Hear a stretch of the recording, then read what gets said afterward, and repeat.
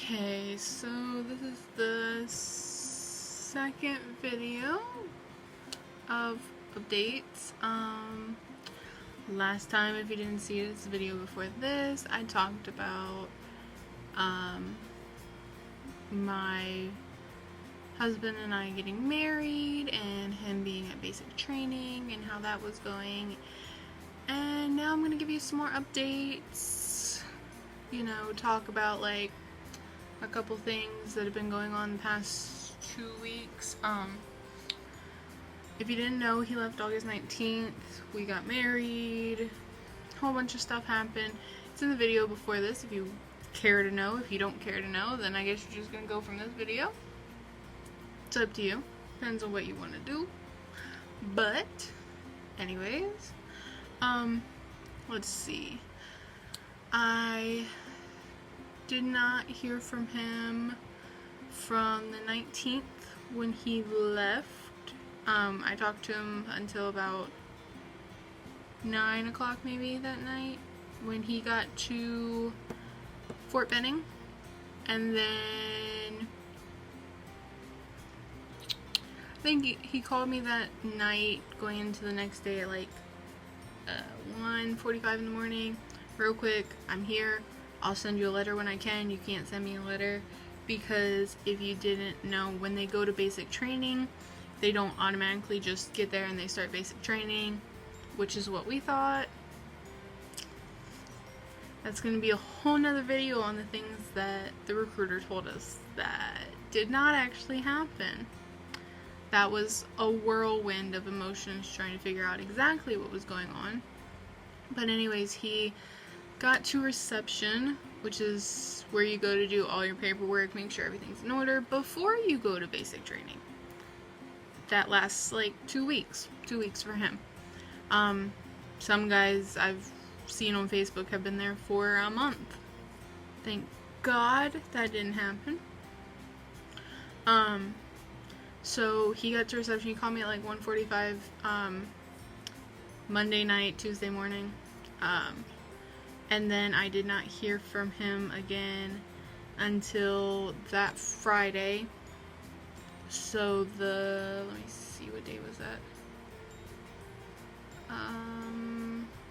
That was the 23rd of August. I got my first letter. It was so exciting. I'm gonna do a whole nother video on letters, but that first letter was just like the biggest relief ever. Biggest relief. Since he left, I've gotten a total of 4 letters. Yeah, 4 letters. 1 letter was like 2 days. So 5 days worth of letters, 4 letters. And then I got a call on August 29th about 1:30, 2 o'clock. It was a 9-minute phone call. It was supposed to be 10 minutes, but somebody did something wrong and they lost a minute. So he called August 29th for 9 minutes, and it was the best 9 minutes of my entire life. He called on the house phone, which is really weird because I thought he would have called my cell phone. But whatever. At least he called. He called, and as soon as I answered the phone, I just started crying because it was like, I wasn't sad. It was just so many emotions. So yeah, I talked to him. He didn't have any information on what company or platoon or anything like that he was going to. So it wasn't like a super helpful call, but it was a call, and I heard his voice, and I know he's okay. And he said that he had a couple breakdowns, which is okay because I had some breakdowns too. I mean, at least I know I am not the only one kind of emotional during this whole situation. But he called the 29th, told me he was shipping on Friday. I asked him if he was going to call on Friday. He said he didn't know. I was kind of assuming he was going to, because that seemed to be the routine from what I was seeing on like the Facebook support groups. By the way, join those, but take them with a grain of salt. I'm gonna do a whole nother video on the emotions and why I had to leave some of the support groups, because they were just too much for me personally. But he didn't know if he was gonna call. I assumed from routine that he would call. Unfortunately, on the 30th, he did not call at all. He didn't call at all Saturday the 31st, and then the 1st of September, I think he tried to call for the like scripted call. I'm not 100% sure on that, because on Friday before he called, my Facebook messages had been like delivered. Before that, they had just been sent. So his phone was off. And then when they were delivered, they were actually sent to his phone, which meant his phone had to have been turned on for that to happen. And then he called. Same thing happened Sunday, but I didn't have any service. I was out of my town. I was in another town, and it's like really small. They don't have service. I had no bars, no nothing, data blocked, whole shebang. And I had this feeling that he was going to call, and I should have stayed home. But I didn't, and I can't sit at home waiting for a potential call that may or may never come through. But I did learn that if you don't have service, your phone's not going to tell you have a missed call. Which is unfortunate, because I didn't have a voicemail, which I'm assuming he didn't have long enough to even leave a voicemail. Because usually, from what I've heard, they're like 10, 15, 45 seconds. They're all under a minute. Because it's literally just, you say hello and he starts spitting out information about his company and platoon and roster number and all this stuff. So, unfortunately, I missed that. I know in my gut that he called, but I missed it.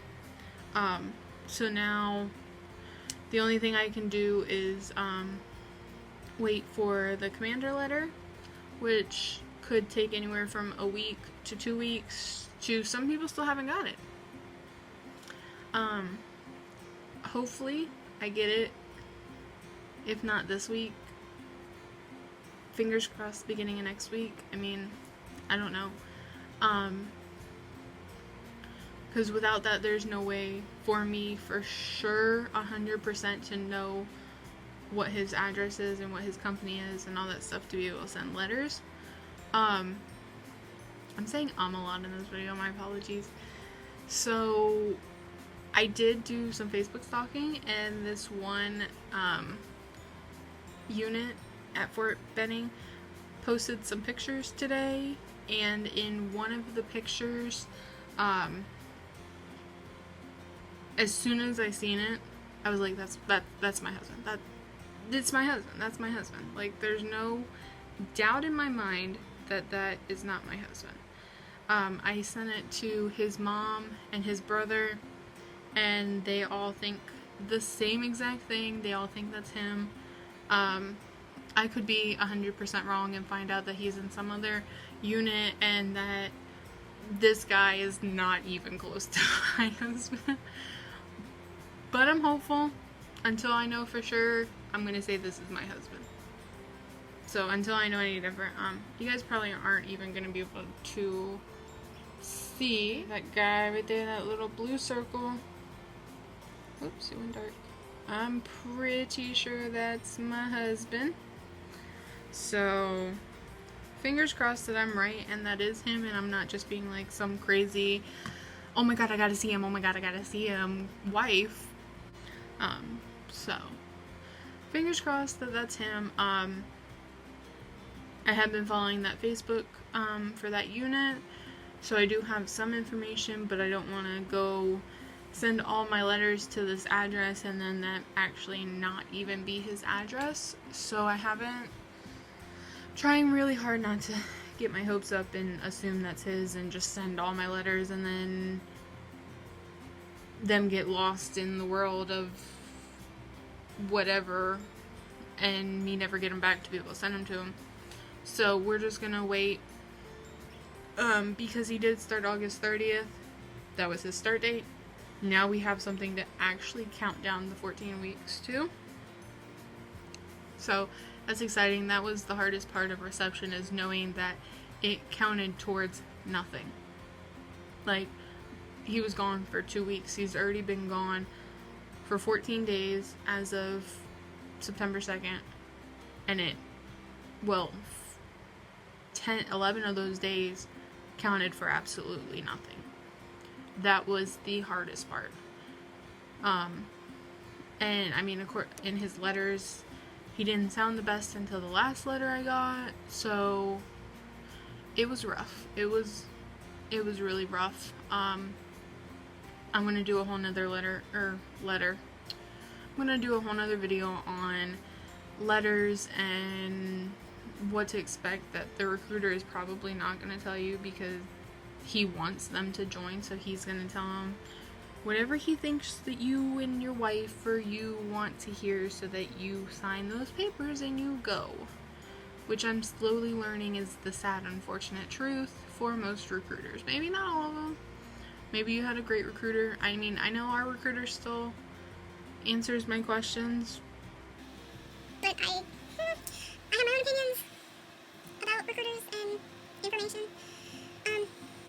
So, yeah, that's where we stand right now. His 14 weeks started. He's gonna pass everything.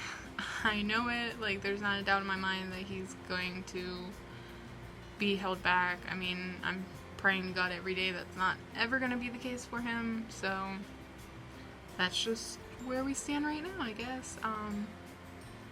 If you have any questions, you can leave them down below and I'll answer them. Or if you want to keep up with how things go over the next 3-4 months, you can subscribe. Keep up with me. I'm sure when Jermaine gets back, he will make more videos on his side of the experience, because I can only do it from my side, the lonely housewife, whereas he can tell you guys more information about what to expect. There is also another YouTube channel that I have been watching that has really helped me through, helped me understand maybe more of what he's going through. It's Matt Ward here on YouTube. He has like 135,000 subscribers, I think. He went to Benning, not for infantry, for something else, but he just, watching his videos and seeing how he explains basic training, he's honest about it, and that's the part that I like about it. I like the honesty and the fact that he's gonna tell you how it was, and that's what I need to hear. Even if that's not what Jermaine needed to hear before he left, that's what I need to hear to get through him being gone. So, with that said, we're already at 15 minutes, so I'm just going to end the video. If you want to keep up with our journey and what I go through and possibly what he went through when he gets back, go ahead, hit the subscribe button. I think it's over here, maybe. It might be over here. I'm not sure. Just hit it, hit the like button, comment if you have any questions or concerns that you want me to answer or make a video about. Again, my name is Alora, and thanks for watching. See you guys later.